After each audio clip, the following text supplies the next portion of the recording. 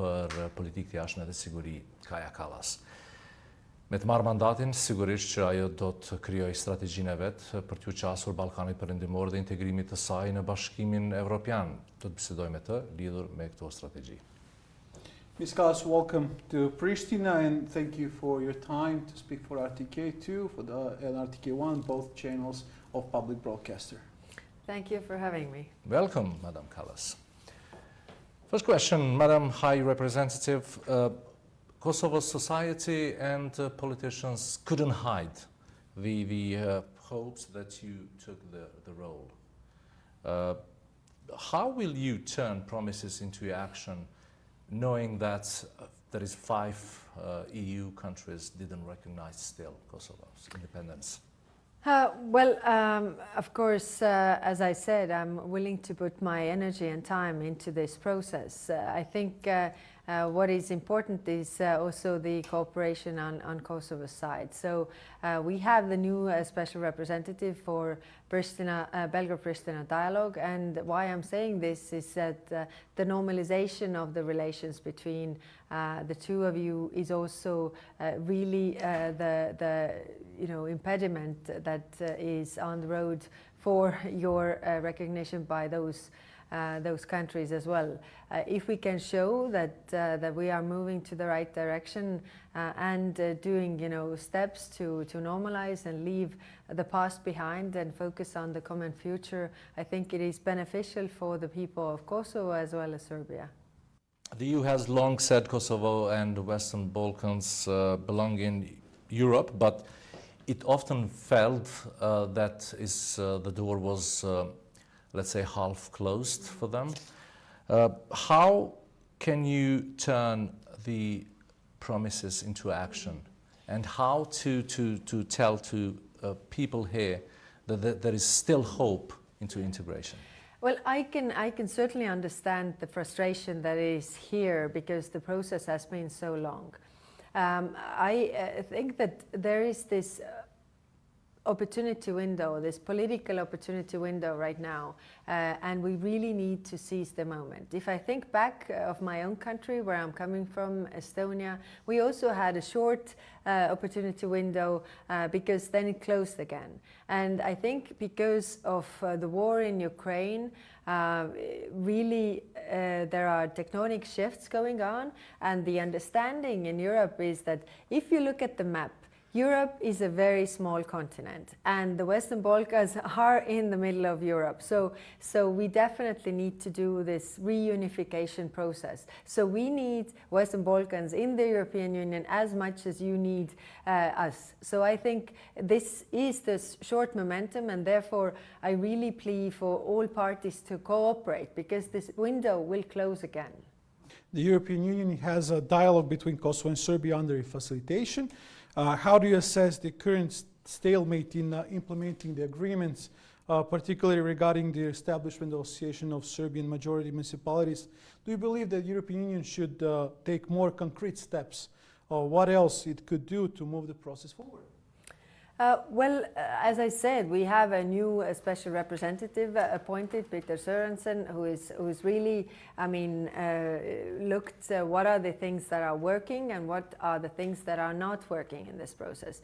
But right now, what is important that we would also have an interlocutor on Kosovo's side, and by that I mean that you had elections, but the Parliament needs to come together and really form a functioning government, so that we could take these steps forward. It is the worries on your side and the arguments on Serbian side, but we need to move forward with baby steps. But for that we also need somebody that we can really cooperate with.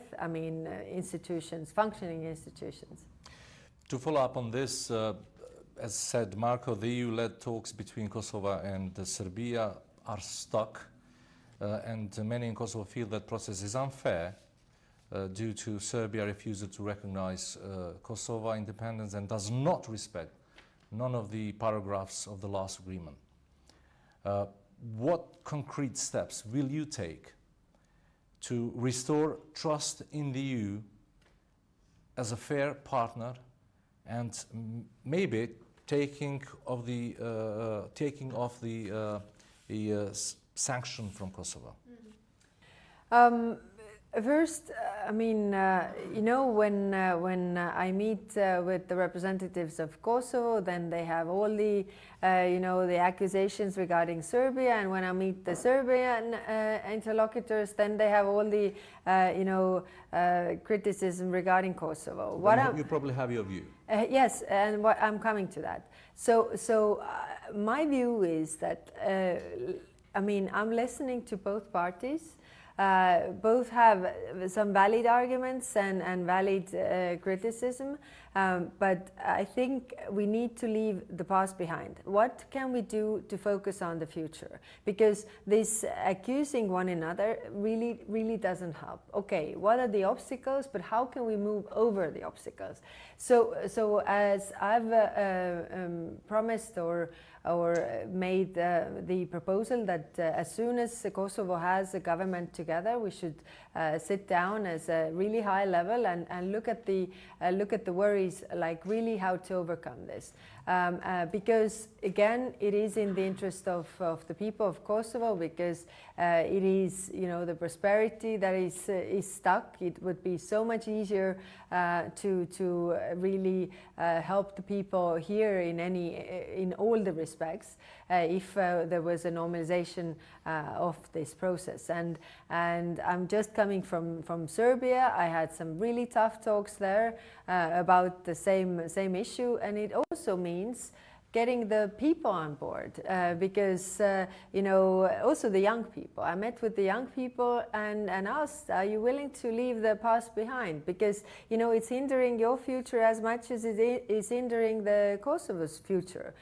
So I had some really tough discussions, and I'm willing to take on those tough discussions so that we can overcome the obstacles. The situation in north of Kosovo remains tense, particularly following the closure of institutions operating under the Serbian system, which by the Kosovo law are parallel. What is the EU's responsibility in helping to normalize the situation and rebuild confidence on the ground?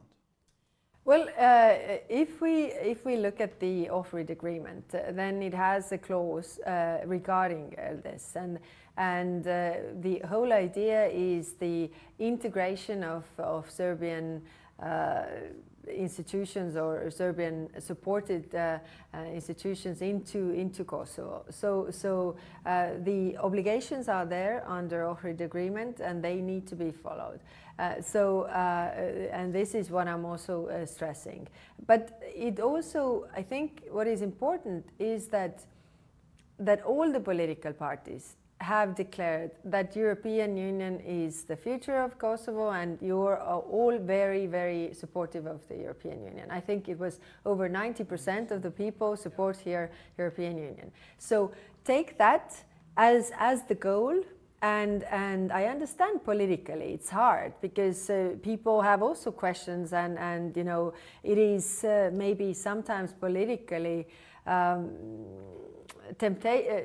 tempting to really play on the sentiment of people. But at the same time, when you know what is your goal to get to the European Union, we have to overcome these obstacles, then let's share this responsibility across the political spectrum, which means that, you know, those parties who are in government or will be in government, but also those who are in opposition. I bring you one example. When you know, Estonia was in the same situation actually, and joining European Union requires some really, really difficult reforms, but it also requires the mindset of the whole people that, you know, we need to do this because it is better for our country, for our people, you know, in despite whether you are opposition or coalition.